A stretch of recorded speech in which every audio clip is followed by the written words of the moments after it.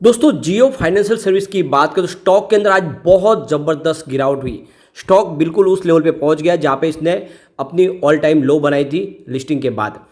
अब आप देख सकते हो कि आगे की क्या संभावना, क्या स्टॉक अब 200 से भी नीचे जाने वाला है या फिर इस गिरावट का फायदा उठा के इन्वेस्टमेंट किया जाए। तो आज बाजार में बहुत ज़बरदस्त गिरावट हुई, लेकिन इसकी गिरावट के बीच में बहुत ज़बरदस्त चौंकाने वाले आंकड़े निकल कर आए। आज FIDI के आंकड़ों ने ज़बरदस्त चौंका दिया है। क्या है पूरा मामला, उसको समझने की कोशिश करेंगे और क्या गिरावट आगे भी होने वाली है या फिर बाजार यहाँ से एक अच्छी बाउंस बैक दे सकता है। क्या इस गिरावट का हमें फ़ायदा उठाना चाहिए और इस लेवल पे खरीदारी करनी चाहिए या फिर इस समय बाजार से दूर हो जाए, आगे की क्या संभावना और ये जो मार्केट में गिरावट का सिलसिला जारी हुआ है इसके पीछे रीज़न क्या है। क्या ये वाकई में हमें एक बड़ी गिरावट की तरफ लेके जा रहा है, क्या फिर से 2008 रिपीट होने की संभावना बन रही है। इन सारी बातों को जानेंगे इस वीडियो के माध्यम से। लेकिन फ्रेंड उससे पहले अगर आप पहली बार हमारे चैनल पे आए तो चैनल को सब्सक्राइब कर दीजिए, एक बेल आइकॉन दबा दीजिए ताकि जब भी नया वीडियो बने पहला नोटिफिकेशन आपको मिले। वीडियो पसंद आए तो लाइक शेयर जरूर कीजिए। चलो फ्रेंड्स वीडियो स्टार्ट करते हैं। मैं हूँ आपका दोस्त SB दवे और हमारे अपने चैनल ऑनलाइन कमाई में आपका बहुत बहुत स्वागत है। सबसे पहले जियो फाइनेंशियल सर्विस की बात करें, स्टॉक की शुरुआत आज 214 पर हुई। शुरुआत लगभग फ्लैट शुरू हुई थी। देखिए फ्राइडे की क्लोजिंग में 214 के आसपास थी, लेकिन यही दिन भर का हाई भी है। वहाँ से गिरावट का सिलसिला शुरू हुआ, 204 का इसने लो बनाया। तो आप ये देख सकते हो कि बाजार सुबह सुबह पॉजिटिव खुला था।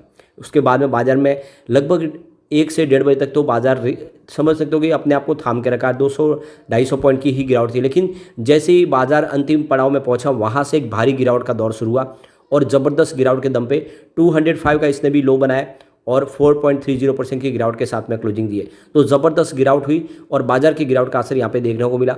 आज वॉल्यूम फिर से बढ़ा है। पिछले एक महीने पहले इसका 2 करोड़ का वॉल्यूम था, 1 करोड़ की डिलीवरी उठाई गई थी। 1 वीक पहले 3 करोड़ का वॉल्यूम था, 2 करोड़ की डिलीवरी उठाई गई थी और फ्राइडे को 1 करोड़ का ही वॉल्यूम था। 74 लाख की डिलीवरी उठाई गई थी, काफ़ी कम वॉल्यूम था।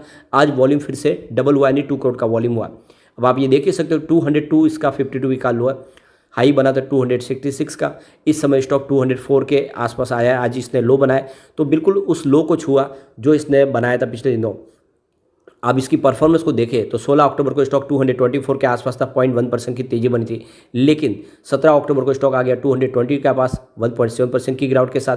18 अक्टूबर की बात करें, स्टॉक की क्लोजिंग 216 के आसपास रही, जहाँ पे 2.2% की फिर से बड़ी गिरावट हुई।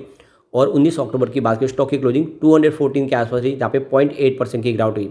20 अक्टूबर की बात करें तो क्लोजिंग बिल्कुल फ्लैट थी 214 के आसपास। तो ये तो आप क्लियरली समझ ही सकते हो कि पिछले 4-5 ट्रेडिंग सेशन में लगभग 10 रुपये की गिरावट हुई। 224 से स्टॉक 214 के आसपास आया और आज 214 से सीधा 204 के आसपास आया है। यानी पिछले 5-6 ट्रेडिंग सेशन में स्टॉक अगर देखें तो 20 रुपये की भारी गिरावट हो गई, यानी लोगों को बहुत ज़बरदस्त लॉस हुआ है स्टॉक के अंदर। लेकिन इसके बीच में अगर आप देखें, जैसे कि आज बाजार में हमने भारी गिरावट देखी है। आज BSE सेंसेक्स 64,571 के स्तर पे आ चुका है, यानी 65,000 का स्तर भी टूट चुका है। अब आप बाहर गिरावट तो बहुत बड़ी हुई है, 825 पॉइंट की गिरावट, यानी 1.26% गिरा बाजार। तो ज़बरदस्त गिरावट और बहुत भारी गिरावट। लेकिन इस गिरावट के बीच में जिस खबर ने चौंकाया वो है FI की खरीदारी। इस भारी गिरावट में भी आज FI बाजार में बायर बने। लग रहा था कि उनकी भारी बिकवाली हुई होगी जिसकी वजह से गिरावट हुई है, लेकिन ऐसा बिल्कुल नहीं है। आज दूसरा दिन है जब FI बाजार में बिकवाल नहीं बल्कि खरीदार बने। इससे पहले 20 अक्टूबर को FI ने 456 करोड़ का नया इन्वेस्टमेंट किया था फ्राइडे के दिन।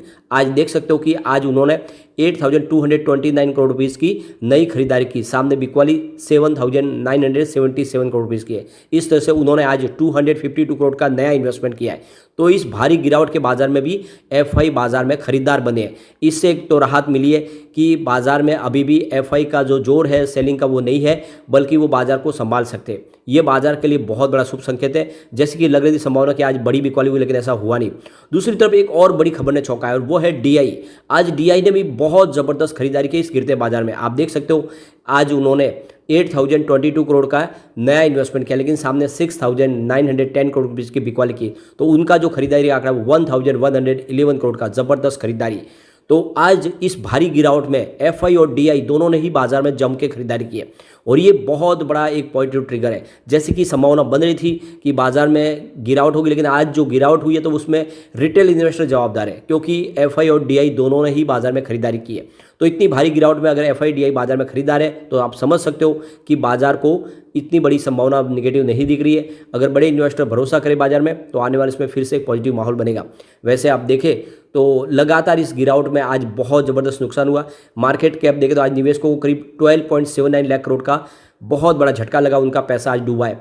और देख सकते हो कि सेंसेक्स में भी अगर देखो 30 शेयरों में से 28 शेयरों में गिरावट देखने को मिली। सिर्फ 2 शेयर थे जो आज ग्रीन थे। ओवरऑल पूरा ज़बरदस्त नुकसान हुआ है। ज़्यादा गिरावट मेटल इंडेक्स में थी, रियल्टी इंडेक्स, आईटी और बैंकिंग शेयरों में देखने को मिली। और देख सकते हो कि जो इंडियन रुपीज़ है वो लगातार कमजोर हो रहा है और सामने डॉलर देखें तो 83.18 तक पहुँच गया है। तो ये जो गिरावट का रीजन बन रहा है इसमें रिटेल इन्वेस्टर जो डरे हुए, इसके पीछे 4 बड़ी रीजन है। एक तो इजराइल हमास का युद्ध जो लगातार लंबा खींच रहा है, इसमें अब धीरे धीरे और दूसरे देश भी एंट्री कर सकते हैं। इस सारे माहौल ने एक डर का माहौल बनाया है, लोग इस वजह से पैसे निकालने लगे। दूसरा, यूएस डॉलर लगातार मजबूत बन रहा है जिसकी वजह से इंडियन बाजार में अब लोगों का डर है और बनते जा रहा है कि क्या ये इस तरह से जो पोजीशन है उससे बाजार में से पैसा निकल सकता है। तीसरा जो रीजन बन रहा है वो है जो इन्फ्लेशन की प्रॉब्लम होगी, जो कच्चे तेल के जो प्राइस है वो बढ़े रहे हैं और अगर ऐसे बढ़ेंगे तो फिर बाजार में गिरावट की माल बनेगी। और अगर देखिए ये युद्ध लंबा चलेगा तो फिर कच्चे तेल के दाम और बढ़ेंगे, क्रूड ऑयल बढ़ गया तो फिर इन्फ्लेशन बढ़ेगा। ये सारा मामला जो है उसका वजह से निगेटिव असर हो रहा है। चौथा, एफआई का इन्वेस्टमेंट जो काफ़ी समय से पैसे निकाले लेकिन आज बिल्कुल उल्टा हो गया। आज एफआई ने बाजार में एंट्री की है, उन्होंने इस गिरते बाजार में भी पैसा लगाया है, तो ये एक शुभ संकेत है और इससे कह सकते हैं कि आने वाले समय में बाजार फिर से संभल सकता है और फिर से पॉजिटिव माहौल बन सकता है। अब बाजार के लिए जो बड़ा ट्रिगर होगा, करीब 250 कंपनियों के रिजल्ट आने वाले सप्ताह में, इस पूरे सप्ताह में आएंगे, जिसमें आप देखें तो रिलायंस इंडस्ट्रीज़ के, Axis Bank, Tech Mahindra, Asian Paints, Maruti Suzuki, Bajaj Finservs, SBI Life, Cipla, Doctor Reddy's, NTPC जैसी बड़ी कंपनियां शामिल हैं जिनके रिजल्ट आएंगे, ये बाजार को बूस्ट दे सकते हैं। अब जियो फाइनेंशियल के लिए सबसे जो बड़ी अच्छी खबर ये है कि इन्होंने अपने इंश्योरेंस के बिजनेस को शुरू कर दिया है एक तरह से, और इस बिज़नेस को आगे बढ़ाने के लिए इन्होंने अलग अलग 24 इंश्योरेंस कंपनियों के साथ में बिजनेस टाइप किया है और अलग अलग अब बिजनेस ऑफर करेंगे। आप देख सकते हो कि माई जियो ऐप और अलग 300 स्टोर है जिसके माध्यम से अब आप ये इनके इंश्योरेंस के प्रोडक्ट खरीद पाएंगे। तो इंश्योरेंस का बिजनेस लगभग शुरू हो चुका है। इस समय जियो फाइनेंशियल सर्विस की बात करें तो कंपनी ने डिसाइड किया कि वो डायरेक्ट टू कस्टमर स्ट्रेटेजी अपना रहे, यानी जो सीधा कस्टमर से अपने प्रोडक्ट बेचेंगे, बीच में मीडिएटर की बजाय सीधा कस्टमर से जुड़ेंगे, जिससे आप देखें तो उसकी कॉस्ट भी कम आएगी।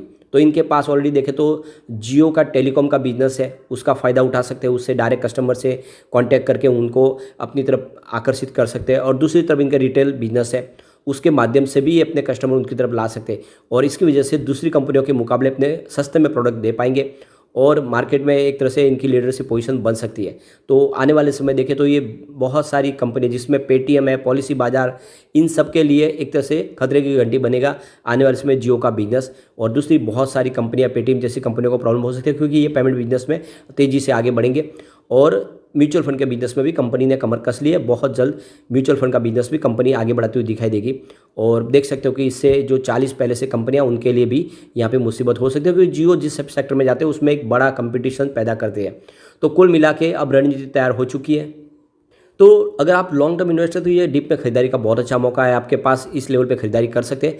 अब कुछ बड़ी डील की तरफ चलते हैं जिसकी वजह से आज ये गिरावट हुई। तो सुबह 10:13 पर 211 की प्राइस से 1,11,000 शेयरों की बिकवाली हुई। फिर 10:51 पर 210 की प्राइस से यहाँ पे 5 लाख शेयरों की एक बड़ी बिकवाली हुई।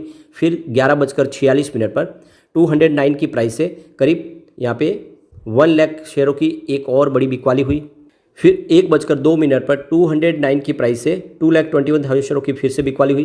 फिर 2:44 पर 208 की प्राइस से 1 लाख शेयरों की बिकवाली हुई। फिर आप देख सकते 2:52 पर 208 की प्राइस से 2,74,000 शेयरों की बिकवाली और हुई।